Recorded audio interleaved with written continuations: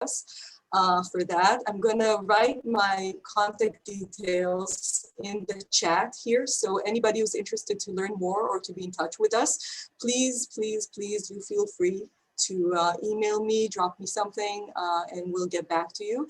I just want to emphasize that Homeland Security is now an area of focus for us. So it's only natural for us to participate in this seminar. Again, thank you everybody for listening. I wish all of us a very successful and fruitful seminar. And I believe that Alex, the Deputy Chief of Mission of the Consulate General of Atlanta, is the next in line. So Alex, take it from here. Thank you very much. Thank you, Anna. Thank you very much. Thank you, Barry. Thank you, Randall. Thank you, Robbie. I'm also very pleased to be here today and to talk in front of you. Just as Anat said, and Anat sits in New York and we sit here in Atlanta, but we work together definitely as a team. We had a very fruitful conversation just yesterday, the three of us, me, Anat, and another Anat who's the Consul General here in Atlanta. We are beginning a phase of becoming more and more focused on economic development at the consulate. It's something that has been brewing up for a year now, and we are now we have someone who does a full-time job focusing on economy, Harold Hirschberg. He will be an excellent contact for everyone here at the consulate. So will I, and so will Anat in New York, of course.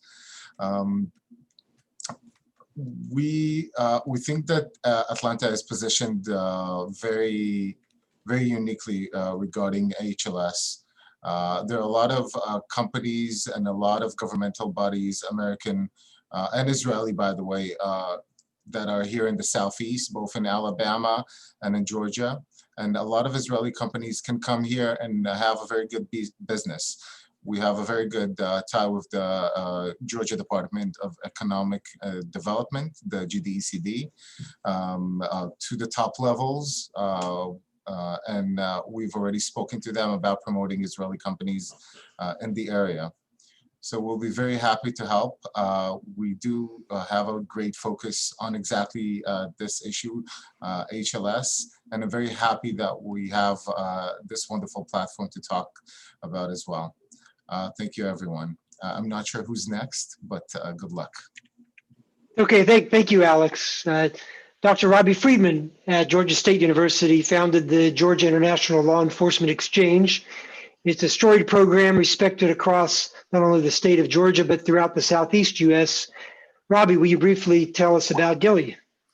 Thank you, Randall, and thank you everyone for putting this webinar together. Actually, Gilly and the predecessor of Conexx, which was the American Israel Chamber of Commerce, were established at the same time in 1992. And some people say that these were the two better developments in Atlanta at the time. Gilly is a law enforcement leadership development program, and we are based at Georgia State University in the Andrew Young School of Policy Studies. And we do law enforcement leadership training. We do annual business continuity conferences for the private sector and law enforcement. We have exchanges with 26 different countries, 29 different states. Quite a large part of it is with Israel. I think it was in the 2000s that I chaired the Chamber's Security Committee, if I recall, for 3-4 years. We like to bring cutting-edge technological developments to the law enforcement community, and Israel these days is probably the to-go-to place for that, and quite a number of companies send the IT personnel to Israel to learn, whether it's in a conference or in meetings or in tours of the latest developments. And we are happy to help bring cutting edge developments to the law enforcement community. And we're happy to be part of this event. Tune in. Thank you, Robbie. Great to have you. So Conexx, you probably guessed, is the Southeast representative of the Binational Research and Development Foundation, otherwise known as the BIRD Foundation. We joke a lot internally that this has nothing to do with birds and is not really a foundation, but nonetheless, it has its core and exciting purpose. Lamore Nakar-Vincent, the Deputy Executive Director, and Andrea Yona, the East Coast and Midwest representative of BIRD, will now present the Foundation's activities and outline the opportunities for grants in 2021. And of course, afterward, we'll follow up with Q&A. Take it away. Hi there. So my name is Andrea Yona. I represent BIRD here in the United States, sitting on the East Coast in Princeton, New Jersey, responsible for the East Coast and the Midwest. My colleague Limor, based in Israel, is also on the call, and she will be focusing on the Q&A, and I'll be focusing on the presentation. Hopefully you can all see it. I want to just give a quick thanks to Barry Schwartz, who has really put this all together and put a lot of effort into this and all of the activities that Conexx does with BIRD Foundation. So thank you so much, Barry. Yes, BIRD Foundation, here we go. So the BIRD Foundation was created back in 1977, the original BIRD. Like you said, nothing to do with birds. It's an acronym for Binational Industrial Research and Development. It started with a joint endowment back in 1977, again in 1983, of $110 million. Which was a 50-50 match between the United States and Israel that created this joint endowment. And up until today, we still fund our projects through the interest on that endowment, plus repayments from successful projects. It was established with the idea of really creating innovative technology through joint collaborations between US and Israeli companies for the mutual benefit of both countries. We have a board that's made up of government representatives from both the United States and Israel. Our general program, we have the NIST from the Department of Commerce, as well as the State Department, Department of the Treasury, from Israel, what's called the Israel Innovation Authority, together with the Ministry of Economy and the Ministry of Finance. Basically, this is a risk-sharing mechanism, or I like to say this is very similar to a federally funded R&D program, but a binational federally funded R&D program. We can fund projects up to 50% of their joint R&D budget, and to a maximum up until now of $1 million, but recently we've announced for our general cycle, we can now fund up to $1.5 million. And we can discuss that more in the Q&A. But what happens is, like I said, risk sharing. So we put in up to 50%, and each of the companies matches that with their own funding or any kind of in-kind services that they're providing. If the project is successful, there is a repayment mechanism to us. It is royalty based and it's non-dilutive. We're not taking any equity or IP. If it is not successful, however, for whatever reason, nothing is required to be repaid to us. That's where the joint risk comes in. And because of that reason, we really are looking for innovative, we can say risky technologies. We can invest in all industry sectors with the exception only of military specific applications. Homeland security, of course, isn't considered military, that's public security. But we can invest pretty much in everything else, as you'll see, all different types of industry sectors. It's been a successful program throughout the years. funding over $360 million, and in 1,020 projects which have been approved by us, with 117 million already. Out of paper, do you want Oh. one-sided or It two-sided? has to be two-sided. Thank you. So you want clean paper? in there. If you could put Thank you. yourself You on want mute, this? please. I can't do anything. You got that phone on, you got Most that on, you got it. importantly, You can come in. I'm just listening. we've seen I'm just over listening. $10 billion generated either directly or indirectly from the projects that we funded. So what does that mean? What does that mean? Sales and repayments, obviously, the jobs that have been created through birds. So anything that's come out of foreign direct investment, all kinds of capital that companies raise as a result of their project being funded by bird, M&A, foreign direct investment, and of course export. So what are we looking for at the end of the day? What kind of a project will qualify for bird? So one, we want to see projects that really show innovation. We want to see that there's very good synergy between the companies. What do we mean by that? Typically, this is complementary technologies where both companies are bringing something to the table to create a new technology or product. We want to see that there is a real market opportunity and the companies can quantify that. And finally, and very important, that they have a strong commercialization strategy. And at least one of the two is able to bring that technology to market and has the experience to do so. So why do companies come to bird? Both large and small, by the way. Number one, obviously, there's a risk sharing component that's very important to them, that the program allows them to accelerate their project and bring it to market sooner, and the commitment that's involved in that. It helps their partnership. It makes it stronger. It brings it validation of their technology, which allows them to go out in many cases and raise additional capital. And that's really the stamp of approval. And it brings them more access to markets, both in the United States and globally. So we have a general call for proposals. That's our next one coming up. You'll find it, you'll see it here, it's on our website. It starts with the submission of an executive summary. It's a joint submission, so the companies already have to be partnered up, and we can speak about that later, with a final proposal on April 13th, and we'll be selecting those projects in June. And this is for all of the technologies, including Homeland Security. But really what we're here to talk about is what we call BIRD HLS. It's our Homeland Security cycle.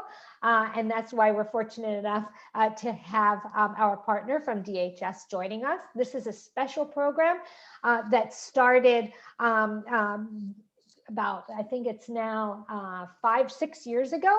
The Department of Homeland Security, together with the Israeli Ministry of Public Security, each put in funding to establish this program. It is once a year. It allows for two companies, or a company and a university or research institution, to collaborate. It's very similar to our other cycles in terms of all of its requirements and what we look for. The differentiator is that not only are we looking for innovative technologies and those that can be brought to market, but these should also be technologies that are a priority to both DHS and the Israeli Ministry of Public Security. And we help companies, we help them to identify which of those technologies are or are not. If they are not, they can still apply to the regular BIRD. And this program is really focused on those technologies that are top priority to both. The executive summary starts April 27th, so there's some time for that, with the full-scale proposals in June and the decisions in August. So just to give you a summary of the upcoming 3 cycles, we have our next general cycle starting on March 1st. These are quick cycles. So it's from March with decisions in June, BIRD Homeland Security, which will start in April and be selected in August. And then our next general cycle, which will start in September and end in December. The only thing I want to point out is that the full-scale proposals are really those that are evaluated by the technical reviewers, both on the NIST side, or in the case of BIRD HLS, of the Department of Homeland Security and the Ministry of Public Security. And on the Israeli side for our general, it's through the Innovation Authority and the NIST. We recently announced the grantees or the approvals for our BIRD HLS 2020.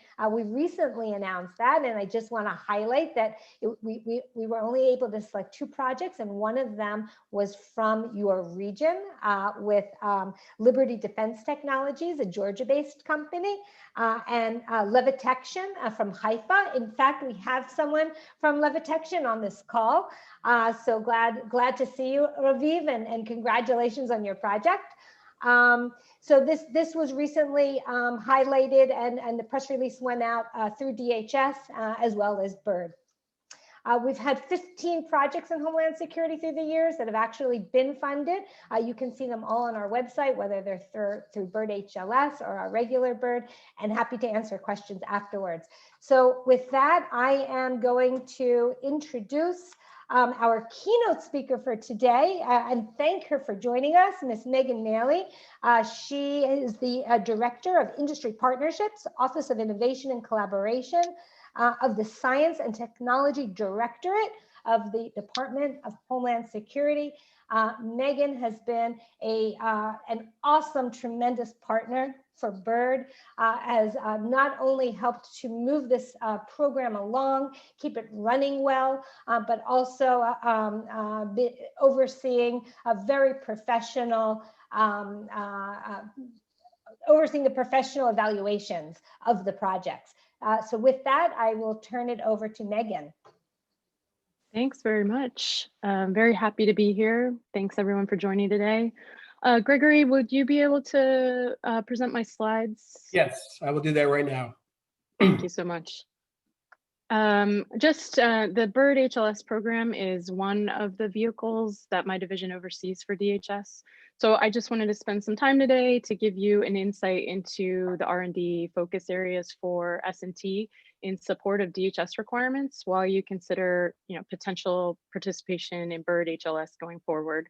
And additionally, I'll also provide an overview of our other opportunities because, regardless of what program you are ultimately involved in, we're always very excited to work with new people who have Homeland Security focused ideas.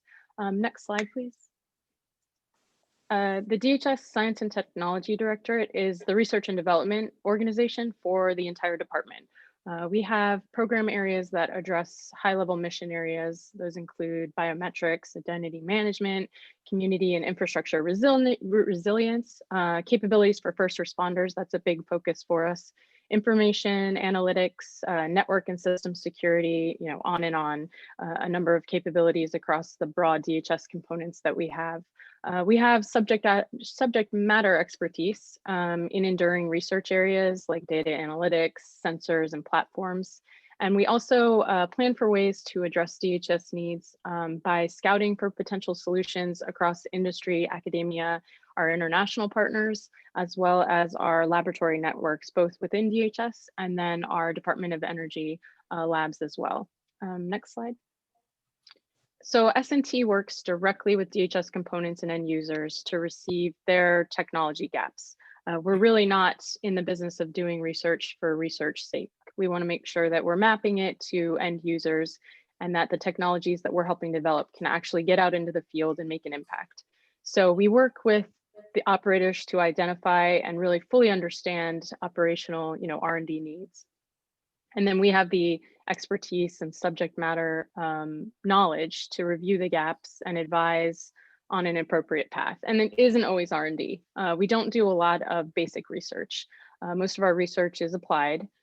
We like to invest in things that are a little bit risky, which is why the BIRD HLS program is one in our portfolio. We also, do tech scouting. Maybe we identify some commercial off-the-shelf technologies that can address a component need. It doesn't need to be a full-blown R&D program. We also do testing and evaluation for the department as well to make sure we're understanding how things fit and small tweaks that need to be done. Currently, S&T's R&D portfolio focuses on these 18 program areas, which have come directly from conversations with our end users, but all of which certainly have applicability to the broader Homeland Security enterprise.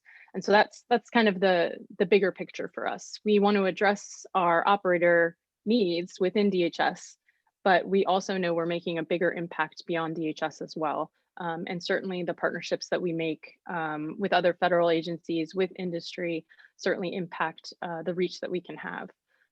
The work across these areas, we generally focus on a 12 to 24 month timeline. And if you take a look at some of the recent BIRD HLS calls for proposals, which, as Andrea mentioned, we developed jointly with the Israeli MOPS, you'll see connections back to this list. So they're both very broad and they both have connections, and there's definitely some crossover in what we're looking for. Next slide, please. In addition to our R&D portfolio, we also have, like I mentioned, a lot of subject matter expertise in more of the enduring research areas. So these are sort of the underlying areas that require R&D further out, and they inform the shorter research programs. So we group these expertise into technology centers, and they represent longer term work that informs the previous list of programs. So, you're always going to need some cybersecurity enduring research. You're always going to need an understanding of sensors and platforms, also human subjects and social sciences. So we look at these science areas, and then we also, in addition to looking at how they inform the current set of programs, we also help drive the science and understanding and development for the department. Where are we pushing ourselves next? What are we looking at the next big thing instead of just having to address current challenge areas? Next slide, please. So now we come to more my focus area. My division is called Industry Partnerships, and all of our DHS mission areas require innovation, and they really offer unique opportunities for innovators to work with us. We fully recognize that we cannot have a one-size-fits-all approach to R&D. We want to ensure we have a broad range of people working with us, and we have a broad reach to work with those that are interested in our technology areas and DHS missions. Gone are the days of just working with big defense contractors. We are looking for the small businesses. We are looking for the citizen innovators. We're looking to expand our reach as far as we can. And we've put together a number of programs to try to make sure that we reach those people and we lower the bar for getting to us. Everyone shouldn't have to read a 50-page RFP in order to figure out how to do business with us. So we want to make sure we make it a little easier to partner with us as well. So we have programs and tools that are designed with non-traditional funding mechanisms. So it isn't always, a straight RFP to a full-blown contract. We want to find other alternatives to funding. We contain a number of programs to accomplish R&D and ensure that we're transferring and commercializing the technology. A lot of the research that we do doesn't go into, direct component program of records. We're not doing straight transitions to our components. We're commercializing the technologies. We're allowing the companies to sell back into the government, which is really important to make sure we're getting over, the valley of death, and how can we help the research get into the end user's hands. So we want to make more investments in technology, and we want to attract more people to work with the government. We want, like I said, more citizen innovators, more entrepreneurs, and we want to work even closer with private industry. That's our main focus. Next slide, please. So within my division, we run 6 innovation programs, and we call these, it's the first half of our division is called Incentivizing Innovation. And you've heard about BIRD HLS. Obviously, it's a great partnership between DHS and MOPS to fund joint research programs. We're very interested in making sure that we're helping BIRD grantees make connections within DHS. How can we help further that relationship and make sure that the companies are successful? We also work with InQtel, which, if you're familiar, is sourcing venture-backed commercial tech for Homeland Security use, as well as the intelligence community use. We have a long-range broad agency announcement, which is a standing open invitation to the scientific community to propose novel ideas to us. This is, really looking for unsolicited proposals and white papers. We list our, very high level topic areas, and we look for the community to tell us how they would accomplish what we're looking for. And that's a 5-year vehicle. So it's just standing open, waiting for people to take a look at and propose if there's an interest. We also oversee for the department the prize competitions and challenges that are going on. We're trying to incentivize innovation and really do some public crowdsourcing. We just recently closed a prize looking at developing a user interface for digital wallets, tying into some work that we're doing with blockchain. There's also a challenge, TSA is looking at how to utilize passengers to help with security in a number of use cases.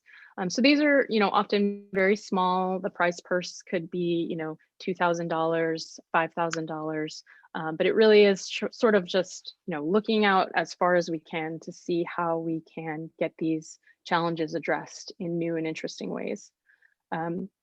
We also have our Silicon Valley Innovation Program. It's been around since about 2016, and it's reaching out to the startup community to harness commercial R&D for government applications. So we're co-investing in and we're accelerating the transition of technology to the commercial market. It's non-dilutive funding. We aren't taking any intellectual property. We've made awards via Silicon Valley, not only in California, in Silicon Valley, but all over the world. So that's a very successful program that we continue to utilize. We had a topic call this past year looking at how we can address COVID use cases for a number of different DHS customers. And we'll be announcing awards against 5 use cases related to COVID within the next few weeks. So we were able to quickly sort of spin into looking at COVID technologies, which is a benefit of SVIP. It's very agile and allows us to look into new ways of doing business. And finally, our 6th program is our Small Business Innovation Research Program. The SBIR program is very well established. It's long used across the federal government. We use it quite a bit. We have a very robust SBIR program looking at small business ideation, prototype development, and commercialization. We do one topic call every year for phase 1 that closed 2 weeks ago. And we have had a lot of success, well over 1,000 awards made via our SBIR program. The other half of our division focus is on the delivery of solutions. So we want to ensure that we're providing as much structure as possible to avoid the valley of death, like I mentioned. And we do this by running programs which support transfer and commercialization. So as an example, we oversee all of the cooperative research and development agreements for the department. So those are ways for federal agencies to partner with industry to do some testing, some evaluation. There's no exchange of funding within a CRADA by the government, but it can help further some technologies. So it's a great way of partnering with DHS outside of a normal contract. 2 of our most important aspects of our initiatives are our commercialization support, and that in a lot of cases, companies own intellectual property. That's true for SBIR, that's true for SVIP. So these are, solutions that might be developed or adapted for DHS, but allows the companies to continue to work on them and further their commercial support outside of just their DHS customers. Because we're really, getting the solutions to the market isn't just important, it's essential, and we want to make sure we're supporting that. Next slide, please. So just a quick plug for a webinar series, Insights Outreach, that we're starting next week. It's a monthly webinar that we'll be running through the rest of the calendar year, and it's going to provide more information on how to do business with S&T. We'll be highlighting and really jumping into our various programs. Next week's session will be sort of an intro to our business opportunities. And this again is just an attempt to broaden our reach and make sure we're engaging as far out as possible to find the next thing that might be a game changer for DHS. We don't know what we don't know unless we start these conversations, have these type of outreach events, and meet with people that we haven't spoken to before.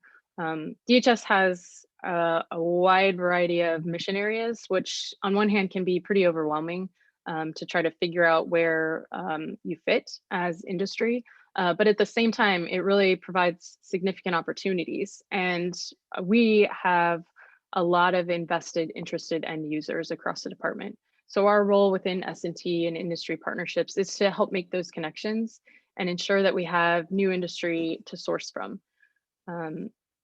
Next slide. So this is my last slide, and it's just, connect with us. We want to hear from you. I know the Bird team wants to hear from you as well if you're interested in pursuing Bird HLS. But if you have other questions, if you have ideas outside of HLS, happy to connect. The S&T Innovation email address that's on this slide is really the entry point to us. We have a team who manages that inbox and will reply directly to you. It's not, automatic emails. It's coming from an actual person. And you can, get added to our listserv. We have events and news emails that we'll send out so you're aware of upcoming opportunities. We're also on social media, so you can follow us there. And you can keep up on our website to hear about what we're doing as well. We have a page on our website that specifically talks about business opportunities. So again, trying to make it obvious which opportunities are out there rather than making people dig for it. So I'm looking forward to working with you in the future, maybe via Bird HLS or another program. We know you have innovative ideas and we want to hear about them, and we want to help you navigate bringing those ideas to DHS. So thank you very much for having me today. And I know we'll have a Q&A session and I'm happy to answer any questions. Thank you so much, Megan, for this and for always being such an awesome partner for Bird.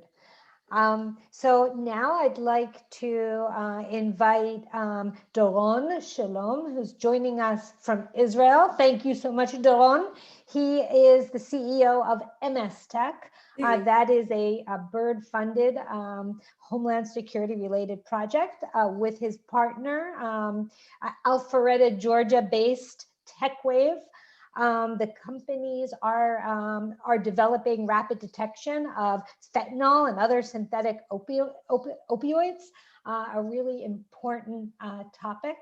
So I will turn it over to Doron to tell you about their Bird-funded project and how it's going. Doron, it's all yours.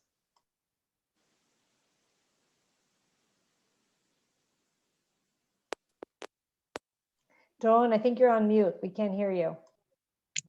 Okay. Hearing me well now? Not really.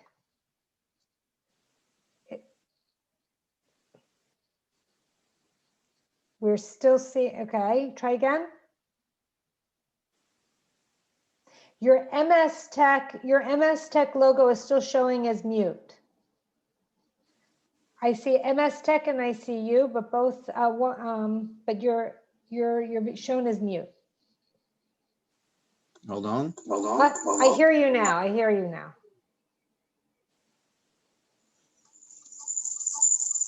Can you share your slides? Sure. So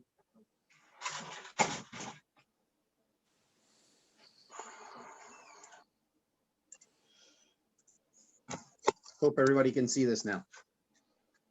Yes, you're good. Thank you. Excellent. So as Andrea kindly introduced us, MS Tech is an Israeli-based company. We are active in the homeland security and other sectors for the last 22 years. And I have to say that we have been working with the US government for many years. Actually, we started our first program thanks to the proper identification of a technology gap. That was mutual work that we did with the US Department of Defense and the Israel Ministry of Defense. And since then, we were blessed to identify and work in the right channels to be able to develop a platform of sensors, detection and diagnostic sensors that today are deployed in over 40 countries and embedded in a range of portable and desktop detection systems that we have developed and commercialized so far. Now, in terms of being specific on the Bird Foundation, I'd like to give some inputs from my personal experience as a technology entrepreneur and from the point of view of being an Israeli-based company. As I said, I've been personally interacting with almost every possible program of research and development of the Israeli government and the G2G programs between the United States and Israel. And I have to say the Bird Foundation is the most professional and exciting funding opportunity for companies who are, I would say, in the right way. And what do I mean? It's probably the best program, but it's also the toughest. It's not for companies who are in the low TRL level. And if you don't know what the TRL level is, then you need to do your homework. I mean, even the governments who have budgets have their efforts and time constraints to fund companies who are not in the proper scale. So make sure that you do your homework, make sure that you know exactly how you identify the technology gap and how it fits into the DHS list, because at the end, DHS is probably going to be the end user and the largest customer that you have in the United States. Now, talking about customers, you need to know also who is specifically the end user. From our experience, if you do not interact with the end users, if you do not have experience in coming to the DHS or the Israel MOPS program managers with facts, saying that this agency and this type of unit have specifically expressed the need for this and this and this capacity, then you may have a problem convincing the committee on a later stage. And as Andrea said, there's two companies who just got the funding. Two companies is not a lot of companies. So there's tough competition. And I have to say, from my experience, I started to do my homework almost a year and a half before we applied, because you need to learn the procedures, you need to learn the forms, you need to do your appropriate due diligence, and you need to know what is it that the company, the fund is looking to basically, I think, finance. From our experience, we prefer not to go with one of the top 5 defense contractors in the US, simply because it's too complicated to do a binational program with these big 5 defense contractors. And why? Because if you have not done a binational program between a US and an Israeli company, that's one issue. But if you've done a few, then you know that there's always what I say, expect the unexpected. And everything that we plan takes much longer. Even though we're a very conservative company, we never plan to face something like COVID-19. So you need to know that your companies can be agile, can be flexible as a partner to navigate through the good times and the bad times and really manage this R&D program to become quickly commercially in a commercial stage. And I would say that from a few words on what MS Tech is doing. So we have basically addressed in our technology and detection capabilities all the evolving threats that US and obviously other nations, other governments are facing in the aviation security checkpoints and the border control and even on the streets, by identifying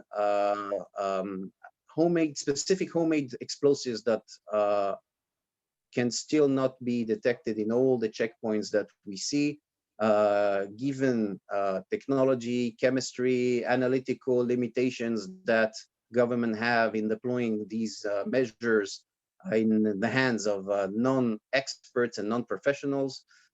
We have identified 3 to 4 years back the problem of opioids and synthetic opioids and fentanyl. And for those of you who have heard fentanyl but don't know how dangerous it is, so I'll just like to give this example here of comparing heroin to fentanyl and carfentanil, and just look on the quantities and imagine how dangerous the exposure of to a substance like this can be.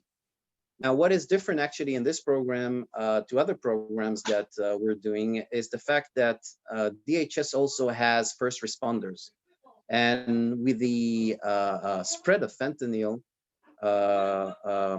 we saw that the first priority was to protect those who protect us. So if in the past explosive detection measures were basically to detect explosives in a checkpoint, and narcotics were used in customs to intercept concealed drugs coming from the border in Mexico, for example, today, the first priority is to have tools that can protect the first responders from a non-planned exposure to these threats. And that is something that we're addressing in our program, and actually makes us quite exciting about the importance of this program. So that's in a nutshell the importance of what we do. I would say that in terms of the IoT and the collaboration we have with our US partners, so we have TechWave Solutions, who are an approved supplier of IoT capabilities to the US government. That's one of the key reasons why we chose this company, because today in the world of IoT and big data, everything that you do in the sensors and detection world has to be well encrypted and approved by DHS. So make your homework and really study who is your partner, whether you're the Israeli side or you are the US side, because if you do not have the right strategy to commercialize your systems, your products, your solutions afterwards, then you may encounter a lot of difficulties in really getting this deployed in the market.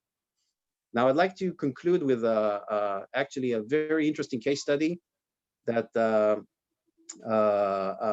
we have from the bird experience, because when we started this program in 2019, I and I believe most of us never knew or heard about COVID-19. And what we experienced was that the moment the air travel and the airlines and the airport was shutting down gradually, and we were not able to travel, and we're still not able to travel, we have a problem on how to access our systems who are actually already deployed in the world. And we never thought that the proposal that we submitted to DHS and Bird Foundation would be today in a stage where we can use the IoT and big data actually as a platform to upgrade an existing install base that we have, and will enable us to counter the complexities of COVID-19 with technology that was developed through the Bird R&D program. And that's something that is, I think, quite exciting, because today, even though we cannot travel, we can still use these capabilities. And each one of the R&D employees goes home with an encrypted app, and we can see all the alarms of the systems that are being detected explosives, or we can control and see how many alarms are being done in a specific location per shift, per hour, per day, give remote diagnostics, give remote support, in an aspect that we never thought about and is not even written in the R&D proposal that we wrote. So that's one of the, I think, added values that we have from the program. And I have to say that it was and still is a great challenge experience to work with the Bird team members. I personally know almost each and everybody there, but if you don't know them, they're very accessible, they're very open. Just do your homework and come well prepared, and it's a fantastic fun. Thank you so much, Doron. I think you covered really important points. It was so interesting to hear your latest development relating to COVID and what you've discovered through that experience. So thank you for highlighting that. And for the kind words, of course, about our staff at Bird. So with that, and with the remaining time that we have, I'm going to turn it over to my colleague, Limor Nakar-Vincent. One thing that you may or may not know about Limor is that some years ago, she was the Consul of Economic Affairs in Atlanta. So she is well familiar with that region and has professional and personal experience there. So with that, I'm turning it over to Limor. Thank you, Andrea. First, it's warmed my heart to see a lot of familiar faces on this Zoom, so it's wonderful. And it's always amazing to see that necessity is the mother of invention, and especially nowadays. So I tried to answer some of the questions that were raised. I have to say that all the information, all the presentations, and obviously the recording of this event will be placed on Conexx website and also on BIRD website, and we will send the information to all the participants. If you have specific questions that you want to ask, so here we have about 5 minutes or maybe less, and maybe we can help you with that. So I don't know if you want to write it on chat or just ask. I'm actually going to start with a question I think might be good for you to address, Limor. We didn't address anything about what happens to a US-based company or an Israeli company for that matter, and that would like to participate, but they don't know how to go about finding a partner. This can also be something that Doron can talk about from his experience, but we'll start with you from the BIRD point of view. Yes, first of all, I think the best thing is really reaching out to us, and when we can actually find out what stage are you, and if there's any particular companies that you want to work with, whether in the US or either in Israel. I think this whole process of building a partnership requires a lot of attention and time. And I think company needs to be in a mature stage where they can actually specify what are the type of qualities they are seeking in the partners. And maybe Doron can also share, since we worked with Doron for a couple of good years, I think we actually submitted a proposal. So maybe Doron, you want to say a few words about that? You are muted. Mute. Yeah, sorry. I think that finding the right partner is probably the most important challenge here. You need to really do your own due diligence.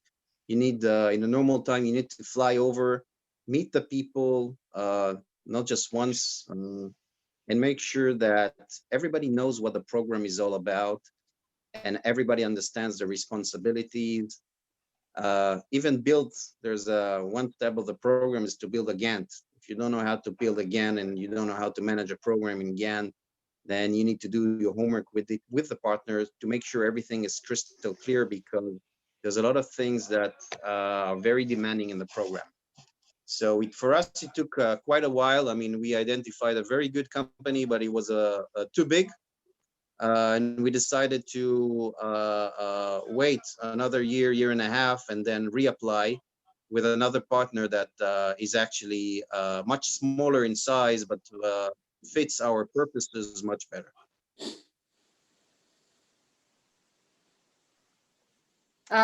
With regard to the process, the submission process, I think it's worthwhile to focus on the deadlines and be in touch with the team of the BIRD Foundation. And we have Maya Vardi-Shoshana here, who is covering the West Coast, and obviously Andrea on the East Coast.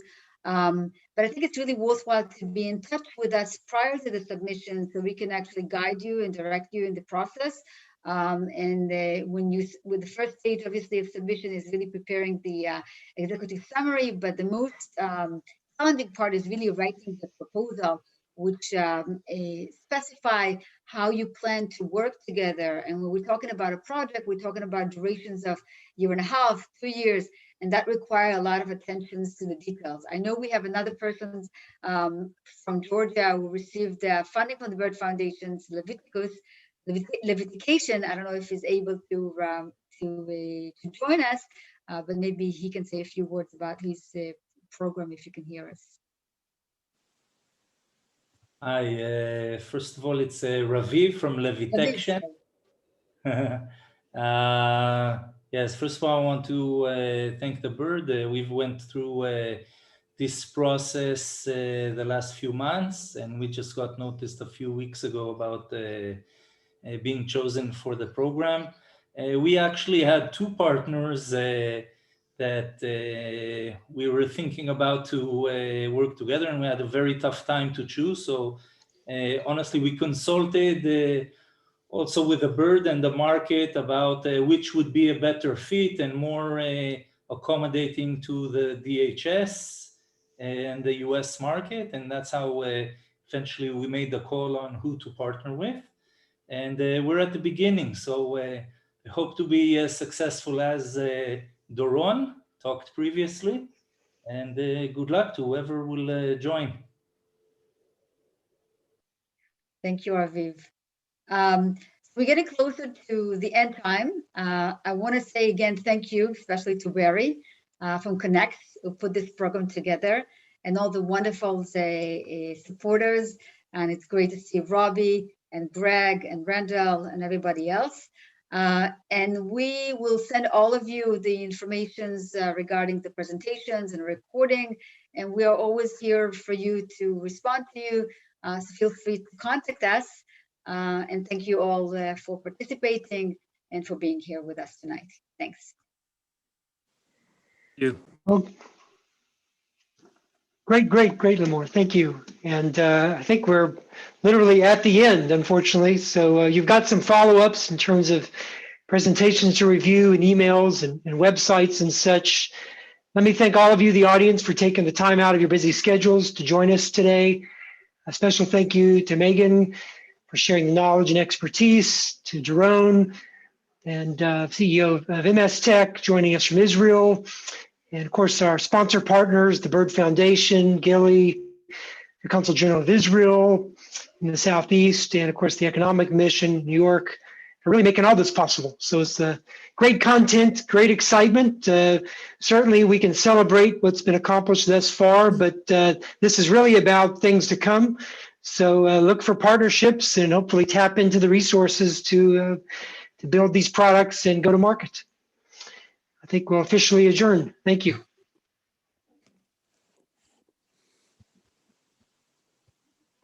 Thank you.